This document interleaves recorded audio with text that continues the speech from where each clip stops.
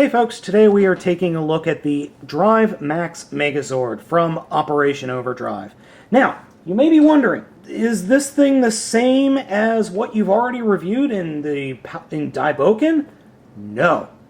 This set of Megazord vehicles, specifically dump driver, sub driver, dozer driver, gyro driver, and speed driver, I think that's right, are remolds, reimaginings of those original figures from Bokenger. Sorry, I almost said Operation Bokenger. That wasn't right. So these guys are actually nowhere. They're reimaginings. We'll just leave it at that.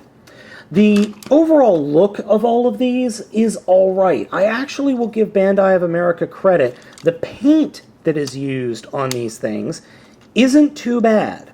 It's just too bad that the overall figures suck. They all have very strange feel to them. The plastic feels oily, if that makes any sense. It's dense, but not hard. I'm not sure how else to describe it. The plastics on these guys are just kind of cheap. And that really came through with all of the figures from Operation Overdrive.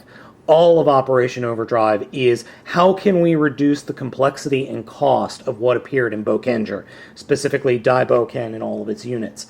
You got different versions of the Megazord when you had like the shovel and crane. Hell, the crane didn't even work. The crane Megazord didn't even come with a crane piece, I think. It's been a while, so I don't really remember. This was the only one I got, and I was so disgusted with it, I never bought anything from Operation Overdrive ever again. Now, like the original Bokenger, it does have a combined vehicle mode. I'm not sure exactly what it's called, but it does combine. So, black and blue combine, and then you fold blue's wings down. You pull out this connector piece on black, and that pegs in to this peg underneath red. And then fold up the capture claws on the sub, and just kind of put the sub up top. And fold up the dozer scoop, or the shovel, and put that up here as well. And here you have the combined mode. You can also attach the Megazord's weapon, which, if you remember in Bokenger, is actually two different things combined into one. There is a shovel here, and then there's a folded up double pickaxe here. Unfortunately, all you get is one big piece of floppy rubber that can attach to the side here. Though, you really gotta push it on. It will stay, but it just doesn't look that great. Overall, this is okay-ish. It's definitely nowhere near as cool or as functional as the original Daiboken set, but hey, at least it can do it. To begin the merge sequence, first we're going to take red and fold out the dump truck bed and fold up the flaps of the dump truck and pop his legs apart. So next what we're going to do is take the front of the truck, spin it around, and collapse it down. Then we're going to take black and just fold up the very front of the black's car mode, which is made of mostly floppy plastic, and then just attach it. The wheels don't fold up or anything, nor does this silver part disappear. You just attach it to those pegs right there. Next, take dozer, and dozer transforms or combines the same way that it does in Daiboken. Of course, maybe it doesn't want to. There we go. See, it doesn't want to sit flush.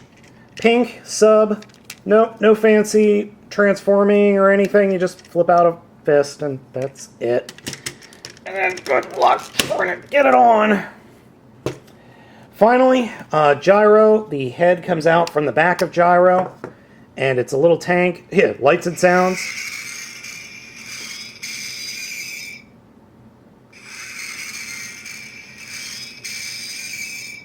Yeah, that's not going to annoy your parents. And that just attaches on these clips here on the front of the truck, and then this will peg in to the back. And it's not even like holder pegs, it's just holes drilled in. You just slide it into these holes and pray that it doesn't fall off at once. The Megazord we end up with is of very poor quality. Specifically, just doing a little bit of wiggling, and all of his joints, especially these knee joints, are incredibly loose, and he is incredibly top-heavy. He will fall over very easily. So, to mitigate that, I have taken the step of, instead of folding these all the way up, I fold them only so far to give him heels, so he can remain stable. You know, you wouldn't think it doesn't look all that bad. I will be honest, it doesn't look all that bad.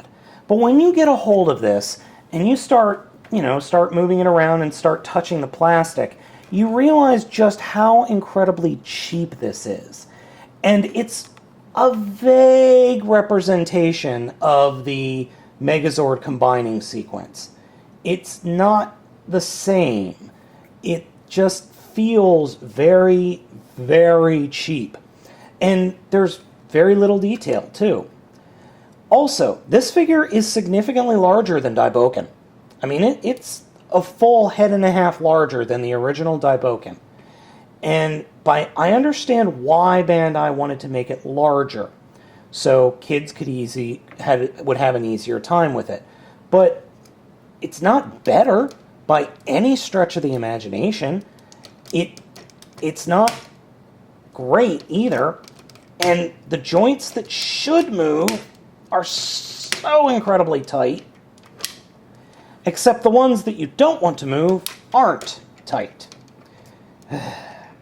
Operation Overdrive was such a bad show, on top of producing absolutely terrible toys, that I pretty much avoided the entire toy line and the show after this figure. So guys, go out there and find Daiboken from Bokenger if you can, and avoid the Overdrive, the DriveMax Megazord at all costs. For the love of Christ, it's so bad I can't even remember its name correctly.